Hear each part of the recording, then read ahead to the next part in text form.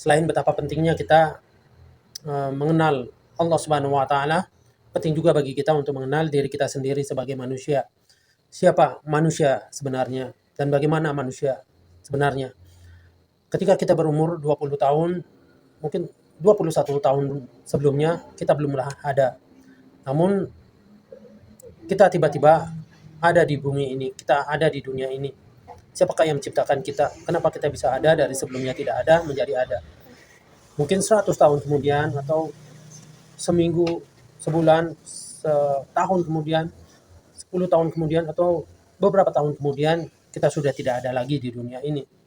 Siapakah diri kita sebagai manusia? Selain kita mengenal Allah, penting juga kita mengenal diri kita sendiri sebagai manusia. Dan pertanyaannya adalah, apakah kita sudah mengenal diri kita sendiri sebagai manusia yang diciptakan oleh Allah Subhanahu wa taala? Dan apa kedudukan kita di hadapan Allah Subhanahu wa taala? Dan semua alam semesta, semua yang diciptakan oleh Allah memiliki kedudukannya masing-masing.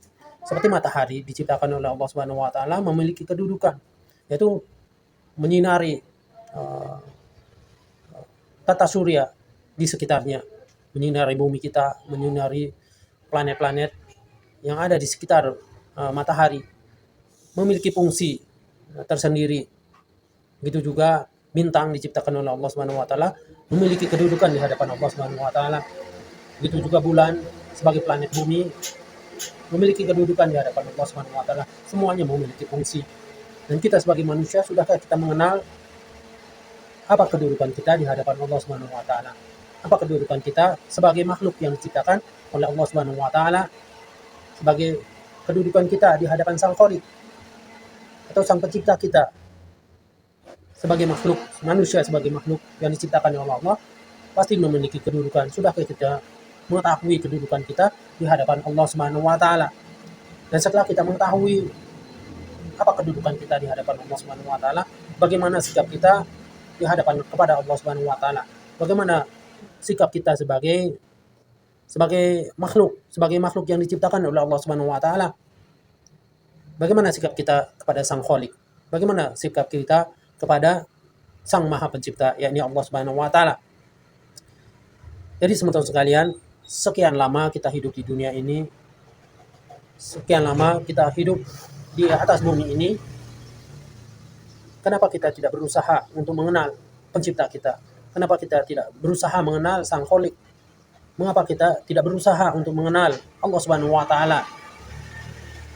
Karena begitu pentingnya kita mengenal Allah Subhanahu wa taala, mengenal Sang Pencipta kita, dan penting juga bagi kita untuk mengenal diri kita sendiri sebagai manusia. Dan sudah sekian lama kita hidup di dunia ini, tidakkah kita berusaha untuk mengenal diri kita sendiri sebagai manusia, agar kita mengerti kedudukan kita di hadapan Allah Subhanahu wa taala, agar kita mengerti apa tujuan Allah menciptakan kita, agar kita mengerti bahwa Allah menciptakan, tidak aku ciptakan jin dan manusia kecuali untuk beribadah kepadaku.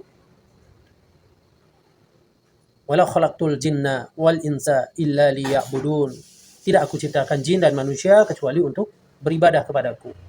Jadi selain begitu pentingnya kita mengenal Allah, penting juga bagi kita untuk mengenal diri kita sendiri sebagai manusia.